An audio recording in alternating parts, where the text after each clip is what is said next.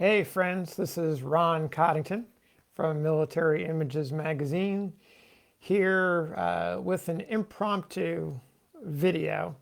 Thought I would share with you an interesting image that came up recently, and we'll wait just a minute or so for folks to see this on their Facebook feed, and they can join in if they're so inclined. But while we're waiting, I'll tell you that the autumn issue of the magazine is currently with the printer, and it's going to be dropped at the mail on September 10th. So we're a week away from it being dropped into the mail. And those of you who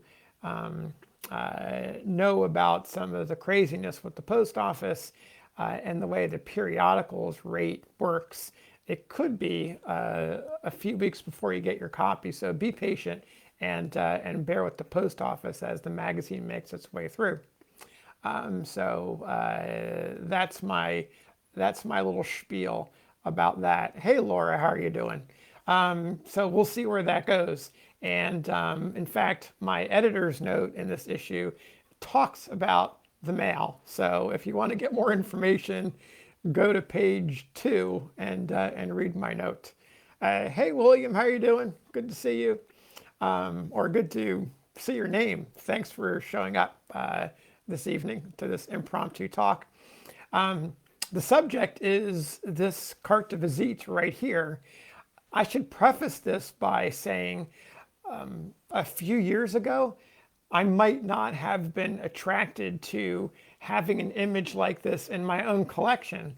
However, I've become quite enamored in the last couple of years or so, with images like this, where you've taken a photographic head and placed it over a body. I think or I should say a drawn body or into a scene. I think the best known of these images, probably Jefferson Davis, his head superimposed over the body of a woman with a shawl, reenacting the supposed accounts of his capture in Georgia in May of 1865. So I've become interested in these images because they're somewhat novel. I'm also interested because it's the Photoshop of the 1860s. A photographer, to make an image like this, would have had taken the images, the portraits of, for example, the men pictured here. Either the photographer or some artist in town would do the drawing. The heads would be cut out of the photographs, pasted on top of the drawing, and then the photographer would make a photograph of that illustration.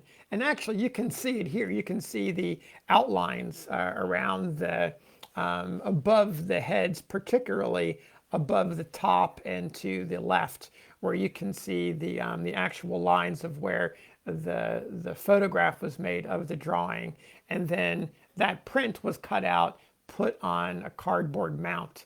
So, or I should say a cardstock mount. So what you're really seeing is a second generation photograph of a photograph on top of an illustration. So it's an interesting way to make photographs like this. Dave, how you doing? Jeff, I see you. Thanks for coming on. So these images are really unique in that way. And not to be confused with some of the efforts done by other photographers to try to put someone into a photo who doesn't belong, or add one later. The classic example of that is William T. Sherman's staff. I believe it was Frank Blair that was added over to the right of the image. I don't have that image handy, but we had that in military images maybe a year or so ago. The before and after images where a general was added to Sherman's staff because that general couldn't be there for the sitting. So that's sort of a separate genre. But this is definitely, there's no intention to deceive with these images of this caliber. So this image has an inscription across the bottom, which is revealing. It says, squad drill of the home guard. So, hey, Mom, thanks for showing up tonight. So this particular image says squad drill of the home guard. And when you see home guard, when I see home guard, I immediately think that these men were somewhere in a southern state as part of a home guard unit. And it's probably a fairly reasonable assumption to make that was the association, partly because home guard units were quite active as military and civil order was under siege and crumbling as the Union Army made incursions into various states, capturing territory. Law and order was beginning to fall apart. Home guards were doing their part to defend the local population. So you can imagine where, and of course you read in books about the home guard, and so it's very easy to think about it in those terms. The back of this image, however, offers a different clue. The back mark on the reverse of the mount, probably hard to see on the video here, but it says Stiles and King are the photographers, and the city is named below their name, and the city is not in the south. It's in it's the exact opposite direction. It's in Windsor, Vermont. So that's an interesting clue, and you begin to wonder, well, okay, what's going on there? The stamp, the hand-canceled stamp on the back provides a little bit more information. You can see the S and K at the upper right-hand side, S and K, Stiles and King, that's the photographer. And then we have a date, November 1st, 1865. So we are certainly after the Civil War. The war has been over for a few months. We are in the period where tax stamps are being added to these photographs to help pay for the war in the Union. So the tax stamp and the date is correct. The hand-canceled nature of it with the S and K, that certainly makes sense. So all of this lines up. So a couple of theories start to come into play. Is it possible that these home guardsmen was perhaps an image that was brought back by a Union soldier while he was in the South, gets home after the war, and the local photographer in Windsor, Vermont, makes this image as a copy and sends it around? That's a very reasonable assumption. So I'm giving this a little bit of thought and thinking, well, let's think about Vermont for just a moment and think about the Confederacy. And of course, you're gonna probably make the same assumption that I did. The raid that occurred in St. Albans, Vermont, and that was October 19th of 1864. This is an engraving from one of the illustrated magazines of where Confederate or folks sympathetic to the Confederate cause operating in Canada came across the U.S. border into Vermont and attacked the town of St. Albans, or raided the town of St. Albans. So that's interesting because you're thinking, well, it seems very reasonable that home guard units would form in Vermont, right? Because they've been stirred into action by this group of Confederate raiders that came across the border. So, source at newspapers.com and searched for Vermont or searched for Home Guard in Vermont newspapers from 1865. And of course, you get a number of accounts that talk about Home Guard units in the South, not in the most friendly terms for various depredations against Vermont and other Union soldiers. But you will also find in there a surprising number of references to the Vermont Home Guard.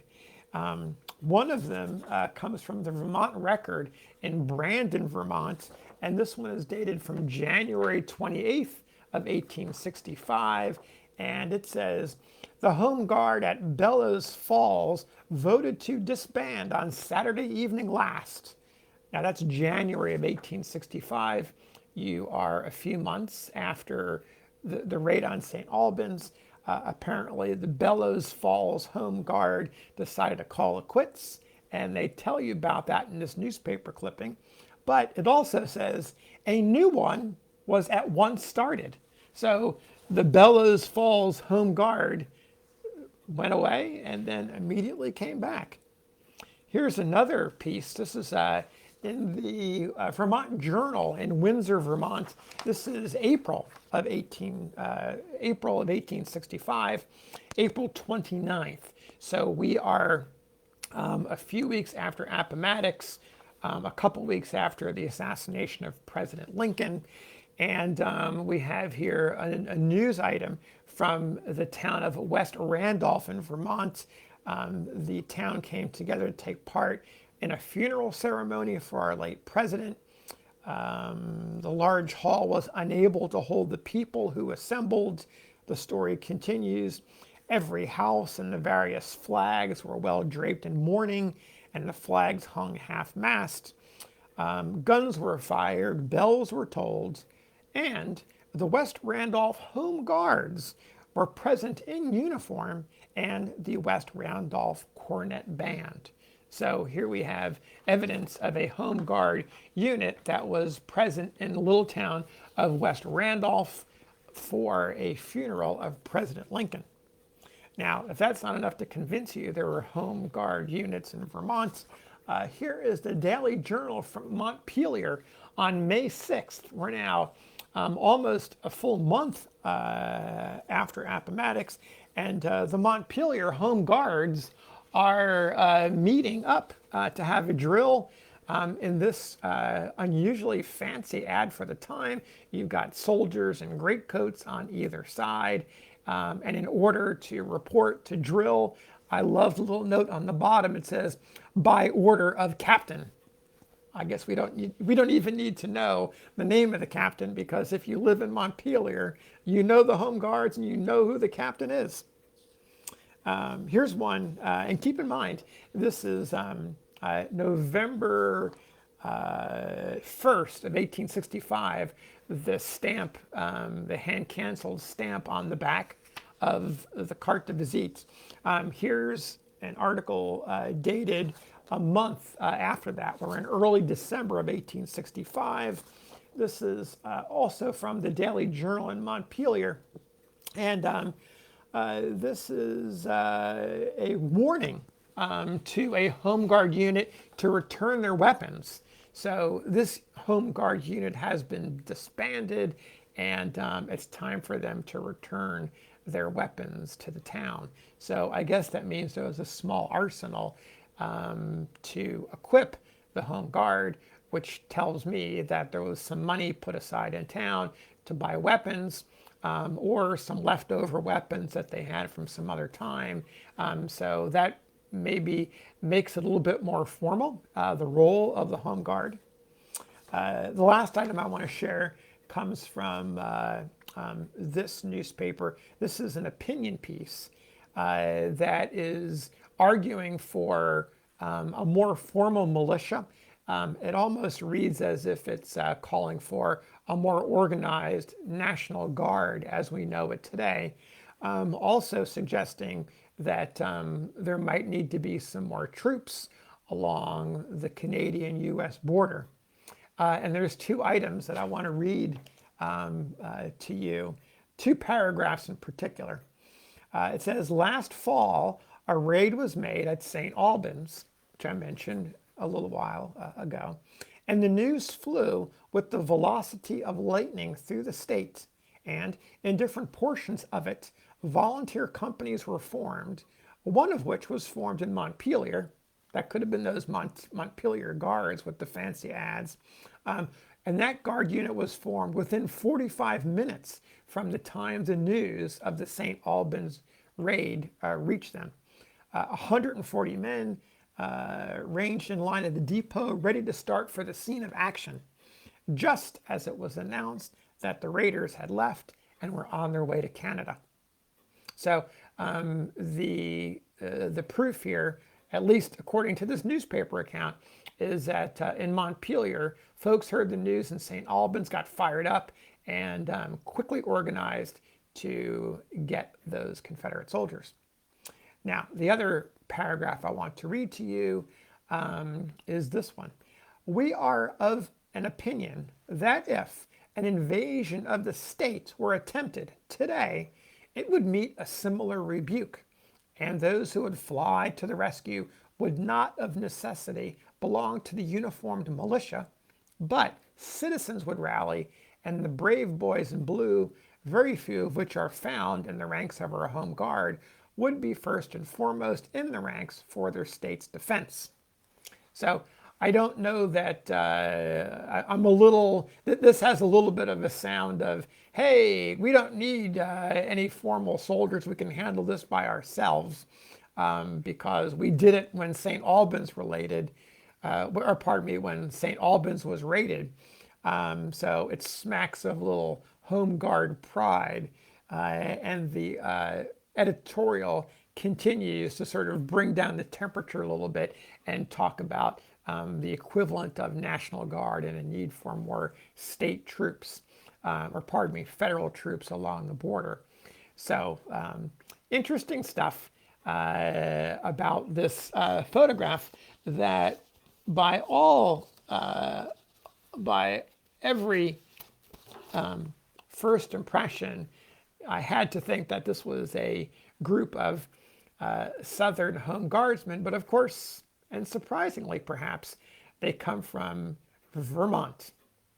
So with that, I want to thank you for listening and wish you a great evening and a great holiday weekend.